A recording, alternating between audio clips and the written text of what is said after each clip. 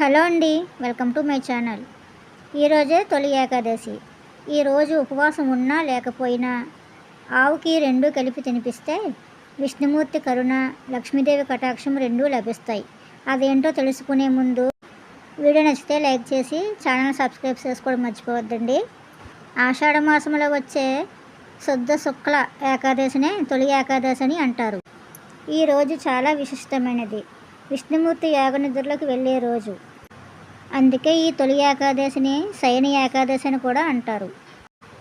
ఈరోజు విష్ణుమూర్తి చాతుర్మాస అంటే 4 నెలల పాటు యాగనిద్రలో ఉంటారు. అందుకే దీనిని చాతుర్మాస ఏకాదశి అని కూడా అంటారు. ఈరోజు విష్ణుమూర్తిని ఆరాధించాలి. ఈరోజు ఉపవాసం ఉండి పూజ చేసిన వాళ్ళకి చాలా పుణ్యం వస్తుంది.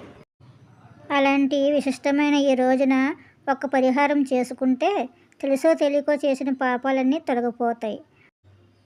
ఉపవాసం ఉండలేని వాళ్ళు అంటే అనారోగ్యంగా ఉన్నవాళ్ళు, వయసు అయిన వాళ్ళు విష్ణునామస్మరణ చేసుకుంటే ఉపవాసం ఉండి పూజ చేసినంత ఫలితం వస్తుంది. అటువంటి పవిత్రమైన ఈ రోజున పూజ చేసుకునే వాళ్ళు ఉదయాన్నే లేచి స్నానం చేయాలి. స్నానం చేసే నీళ్ళల్లో కొంచెం కళ్ళు ఉప్పు, పసుపు వేసుకొని స్నానం చేయాలి. అలాగే ఇంటిని శుభ్రం చేసే నీళ్ళల్లో కూడా కళ్ళుప్పు, పసుపు కలిపి ఇంటిని శుభ్రం చేసుకోవాలి. ఇలా చేసుకుంటే నెగిటివ్ ఎనర్జీ పోయి పాజిటివ్ ఎనర్జీ వస్తుంది. ఈరోజు దేవుడి గదిని శుభ్రం చేసుకొని అలాగే గడపను కూడా చక్కగా శుభ్రం చేసుకొని ముగ్గులు పెట్టుకోవాలి. దేవుణ్ణి చక్కగా పువ్వులతో అలంకరించుకొని ఆవు నెయ్యితో 5 ఒత్తుల దీపం వెలిగించాలి. ఇలా చేయడం వల్ల విశిష్టమైన ఫలితం దక్కుతుంది. ఆ విష్ణుమూర్తి కరుణా కటాక్షం లభిస్తుంది. ఇక ఉపవాసం విషయానికి వస్తే ఉపవాసం ఉండాలి అనుకున్న వాళ్ళు ఉండవచ్చు. అలాగని పూర్తిగా ఏమీ తినకుండా ఉండకూడదు. పండ్లు పాలు తాగవచ్చు. అలా కూడా ఉండలేను అనుకునే వాళ్ళు ఒక పూట భోంచేసి రెండవ పూట అల్పాహారం తీసుకోవచ్చు. అంతేగాని కష్టంగా ఉపవాసం ఉండవద్దు. దానికి ఏ విధమైనటువంటి ఫలితం దక్కదు. ఉపవాస దీక్షను ఎంతో నిష్ఠగా చేయాలి. ఈరోజు అంతా విష్ణు నామస్మరణ చేస్తూ ఉండాలి. మాంసాహారం వండకూడదు, తినకూడదు, మద్యం సేవించకూడదు, భార్యాభర్తలు కలవకూడదు, చెడు ఆలోచనలు కానీ చెడు మాటలు కానీ మనసులో కూడా కలగకూడదు.